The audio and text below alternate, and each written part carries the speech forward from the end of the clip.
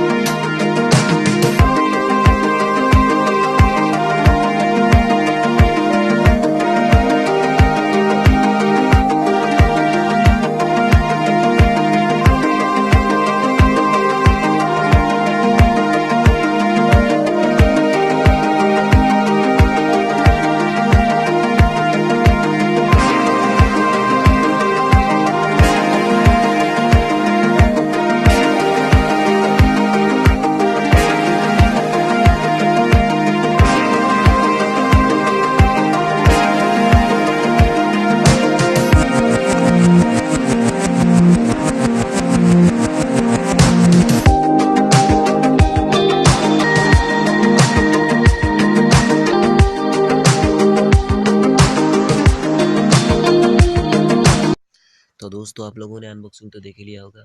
Video को like कीजिए, channel को सब्सक्राइब कीजिए और पास में जो बेल आइकन है उसे बजा दीजिए। तो मैं आप लोगों को बताना चाहता हूँ कि इस फ़ोन से रिलेटेड और भी बहुत सारे वीडियो आने वाली है। तो वो वीडियो देखने के लिए आप लोग मेरे चैनल को सब्सक्राइब कीजिए और पास में जो बेल आइकन है उसे बजा दीजिए और मुझे हमेशा सपोर्ट करते रहिए। Thanks for watching.